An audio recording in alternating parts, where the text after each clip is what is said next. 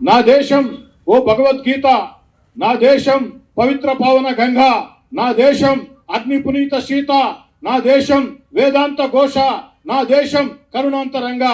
అలాంటి పవిత్ర భారతదేశంలో పుట్టిన భారతీయుడిగా, ఓ హిందువుగా, నా హిందూ ధర్మం మీద దుర్మార్గంగా, అన్యాయంగా, అక్రమంగా దేవుళ్ళని తిడుతూ మఠాధిపతుల్ని, పీఠాధిపతుల్ని, పూజారుల్ని దూషిస్తూ ఉంటే హితవు చెప్పాల్సినటువంటి స్థాయిలో ఉన్నటువంటి మాజీ ముఖ్యమంత్రి జగన్మోహన్ రెడ్డి గారు దాన్ని వెనకేసుకొని రావటం, మరీ ముఖ్యంగా హిందూ దేవుళ్ళ మీద, ఈ యొక్క హిందూ మత విశ్వాసాల మీద, ఆ యొక్క పీఠాధిపతుల మీద దాడులు చేస్తున్నటువంటి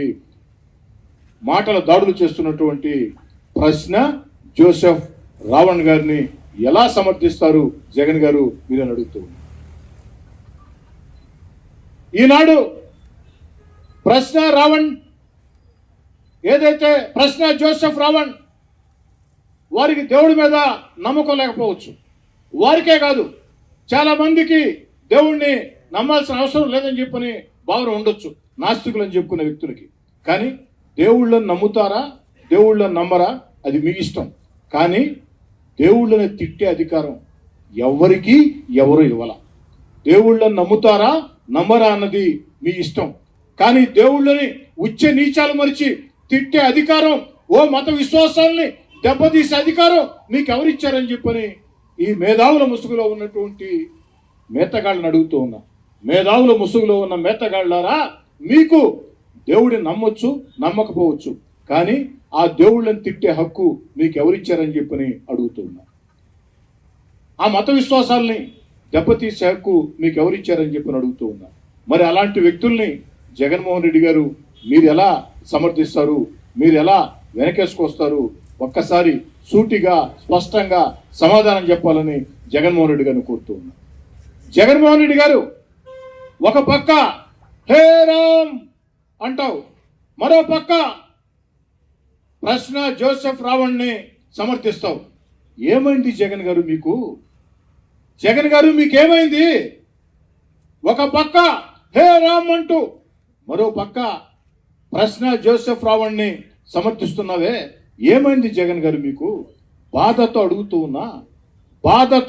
ఉన్నా ఏమైంది మీకు? మీరు ఎలా సమర్థిస్తారు? వాడు మాట్లాడిన మాటలు విన్నారా? ప్రశ్న జోసెఫ్ రావణ్ బంగ్లాదేశ్లో ఉండే హిందువుల్ని లేకి ఆ తర్వాత మాట్లాడటం నా వల్ల కావడంలా మీకు చూపిస్తా.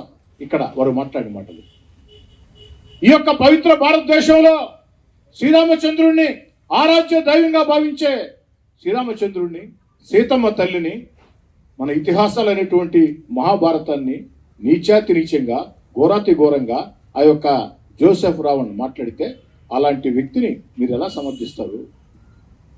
ఏదైతే హిందూ ధర్మాన్ని కాపాడేదానికి, హిందూ ధర్మమా, ఇస్లామా, క్రైస్తవులా పక్కన పెడితే క్రైస్తవుల్లో దైవ సేవకులు ఉంటారు, ముస్లిముల్లో మత గురువులు ఉంటారు, అదేవిధంగా హిందువుల్లో పీఠాధిపతులు ఉంటారు, పూజారులు ఉంటారు.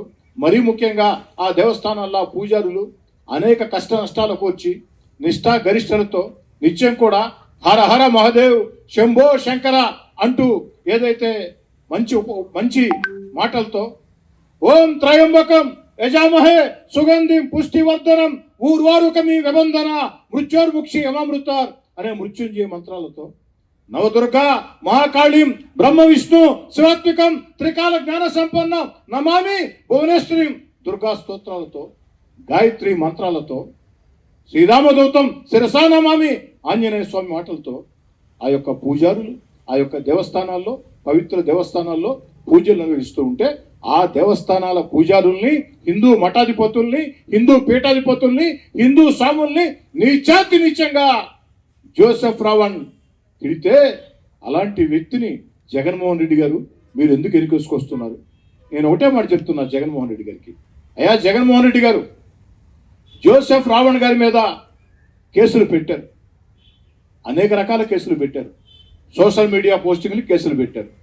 అదేవిధంగా ఉగ్రవాదుల్ని సమర్థించే రీతిలో, దేశద్రోహాన్ని పెంచే రీతిలో వారు ఒకే మాట చెప్పారు, నాకు దేశభక్తి లేదు.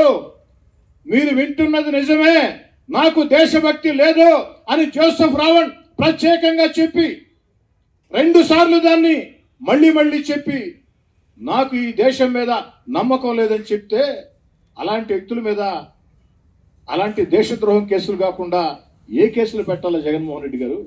అయినా కేసులు పెట్టారు. ఏ కేసులు పెట్టారా, ఏ కేసులు పెట్టలేదా న్యాయస్థానాలు చూసుకుంటాయి. న్యాయస్థానాలు కేసుల్లో బలం ఉందని నమ్మితే నిర్ణయం తీసుకుంటాయి. కేసుల్లో బలం లేదని తెలిస్తే నిర్ణయం మరో రకంగా తీసుకుంటాయి. మరి మరి ఆ యొక్క న్యాయస్థానాల్లో ఈ కేసుల్లో బలం ఉంది కాబట్టే కింది కోర్టు జోసెఫ్ రావణ్ని రిమాండ్కి పంపించింది. రేపు హైకోర్టు, సుప్రీంకోర్టు నిర్ణయం తీసుకుంటుంది. కానీ దాన్ని న్యాయస్థానాలకు వదిలేద్దాం, న్యాయస్థానాలకు వదిలేద్దాం. కానీ మీరు అలాంటి వ్యక్తిని సమర్థిస్తూ ప్రశ్న జోసెఫ్ రావణ్ మీద ఈ కేసులు పెట్టడం అక్రమం, దుర్మార్గం అని మీరు మాట్లాడిన మాటలు మరి కాసేపట్లో అందరూ కూడా చూపించడం జరుగుతుంది. కాబట్టి జగన్మోహన్ రెడ్డి గారిని నేను సూటిగా స్పష్టంగా అడిగేది ఒకటే, హిందూ దేవుళ్ళని ఈరోజు ప్రశ్న జోసెఫ్ రావణ్ తిట్టాడు. రేపటి రోజు ఇలాంటి వ్యక్తులు జీసస్ క్రీస్తుని తిట్టని గ్యారంటీ ఏమీ లేదు. దైవ సేవకుల్ని తిట్టనని గ్యారంటీ ఏమీ లేదు. మరో రోజు మొహమ్మద్ ప్రవక్త గారి మీదో, అల్లా మీదో, లేకుంటే ఇస్లాం మత విశ్వాసాల మీదో విమర్శించడం చెప్పని గ్యారంటీ ఏమి లేదు. మరి సమాజంలో మతాల మధ్య, కులాల మధ్య తగాదాలు పెట్టి పెంచి పోషించే ఇలాంటి వ్యక్తులు ఈ దేశం మీద నాకు నమ్మకం లేదు, నాకు దేశభక్తి లేదు, శ్రీరాముడి గురించి నేను నీచంగా మాట్లాడతా, సీతమ్మ గురించి నీచంగా మాట్లాడతా, మహాభారతం గురించి నీచంగా మాట్లాడతా, బంగ్లాదేశ్లో ఉండే హిందువుల్ని, సాటి హిందువుల్ని ఉచ్చ నీచాలు మరిచి మాట్లాడతా, అలాంటి వ్యక్తిని జోసెఫ్ ప్రశ్న రావణ్ జగన్మోహన్ రెడ్డి గారు మీరు సమర్థించటం దుర్మార్గం, దారుణం. ఇప్పటికైనా జగన్మోహన్ రెడ్డిని కోరేది ఒకటే, ఒకనాడు మీ నాయకత్వంలో పనిచేసిన వ్యక్తిగా, ఒకనాడు మీ నాయకత్వంలో ఎమ్మెల్యేగా ఉన్న వ్యక్తిగా, ఆ తర్వాత మీతో విభేదించి బయటకు వచ్చి ఈరోజు మళ్ళీ ఎమ్మెల్యేగా ఉన్న వ్యక్తిగా కాకుండా ఓ పౌరుడిగా, ఓ భారతీయుడిగా, ఓ హిందువుగా మిమ్మల్ని అడిగేది ఒకటే, వైఎస్ఆర్ కాంగ్రెస్ పార్టీ రాష్ట్ర అధ్యక్షుడిగా వైఎస్ జగన్మోహన్ రెడ్డి గారు మీరు ఖచ్చితంగా ఈ దేశ ప్రజలకి క్షమాపణ చెప్పాలా. హిందువుల, ముస్లింల, క్రైస్తవుల తేడా లేకుండా భారతీయుల మొత్తానికి క్షమాపణ చెప్పాలా. హిందూ మత విశ్వాసాల మీద దాడి చేసిన వ్యక్తులు రేపటి రోజు క్రైస్తవుల మీద, ముస్లింల మీద, మత విశ్వాసాల మీద, సిక్కుల మీద దాడి చేయరు అన్న గ్యారెంటీ ఏం లేదు. అందుకే ఇలాంటి వ్యక్తిని సమర్థించిన దానికి బహిరంగంగా నేను క్షమాపణ చెప్తున్నా అని జగన్మోహన్ రెడ్డి గారు మీరు చెప్తే ఖచ్చితంగా ప్రజా జీవితంలో కొనసాగే హక్కు మీకుంటుంది. అలా కానప్పుడు ప్రజా జీవితంలో మీరు కొనసాగలేరు. మీ ప్రజా జీవితంలో మీ యొక్క రాజకీయాలకి ప్రజలే ఖచ్చితంగా ఫుల్ స్టాప్ పెడతారు, కామా కాదు ఫుల్ స్టాప్ పెడతారని చెప్పని తెలియజేస్తుంది.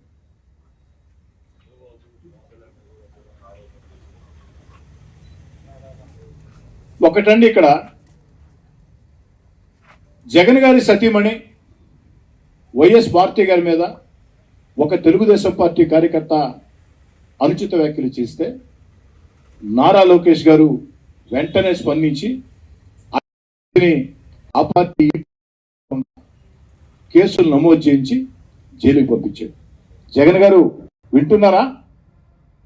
మరి ఈరోజు చంద్రబాబు నాయుడు గారి మీద, పవన్ కళ్యాణ్ గారి మీద, నారా లోకేష్ గారి మీద దుర్మార్గంగా పోస్టింగ్లు పెడుతూ ఉంటే అలాంటి వ్యక్తుల్ని మీరు ప్రోత్సహిస్తూ ఉన్నారు. అది వేరే అంశం, అది వేరే అంశం. అయినా కూడా ప్రశ్న అడిగారు కాబట్టి తెలియజేస్తూ ఉన్నాం.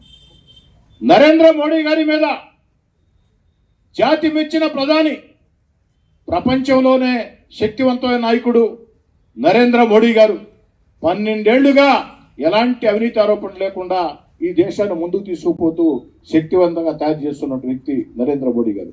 అలాంటి నరేంద్ర మోడీ గారిని సైతం ఈ యొక్క జోసెఫ్ ప్రశ్న రావణ్ నీచంగా మాట్లాడారు. జగన్మోహన్ రెడ్డి గారు అలాంటి వ్యక్తుల్ని మీరు కూడా సమర్థిస్తున్నారు.